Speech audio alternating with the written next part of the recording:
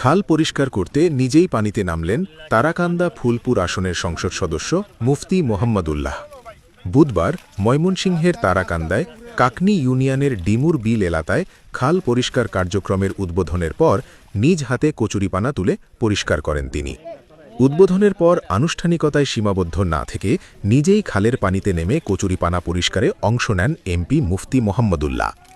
জনপ্রতিনিধির এমন সরাসরি অংশগ্রহণে স্থানীয় বাসিন্দা ও কৃষকদের মধ্যে উৎসাহ দেখা যায়।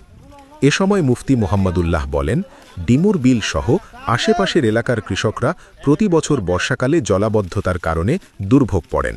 জনগণের দুর্ভোগ লাঘব ও পানি নিষ্কাশন ব্যবস্থা স্বাভাবিক করতেই এই উদ্যোগ নেওয়া হয়েছে। পর্যায়ক্রমে তারাকান্দার অন্যান্য জলাবদ্ধ প্রবণ এলাকাতেও এমন কার্যক্রম পরিচালনা করা হবে। স্থানীয়রা জানান, দীর্ঘদিন ধরে খালে কচুরিপানা ও বিভিন্ন আবর্জনা জমে পানি চলাচলে বাধা সৃষ্টি হচ্ছিল।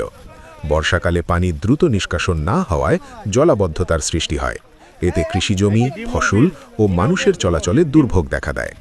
খাল পরিষ্কার কার্যক্রমের ফলে ডিমুর বিল এলাকার পাশাপাশি রহিমগঞ্জ ইউনিয়নের দুয়াই, বরুয়াই, তিলাটিয়া, পারতলা, দন্তা, তিতপুর, সুতিয়াপোয়ারি ও মাটিচপুর গ্রামের মানুষও উপকৃত হবেন বলে সংশ্লিষ্টরা জানিয়েছেন। স্থানীয়দের আশা, খাল পরিষ্কার হওয়ায় পানি নিষ্কাশনের পথ সচল হবে এবং দীর্ঘদিনের জলাবদ্ধতা অনেকটাই কমে আসবে। এতে কৃষিজমি থেকে দ্রুত পানি নেমে যাওয়ায় কৃষকদের দুর্ভোগও কমবে। এমপির নিজেই খালের পানিতে নেমে কচুরিপানা পরিষ্কারে অংশ নেওয়ার বিষয়টি স্থানীয়দের মধ্যে প্রশংসা পেয়েছে।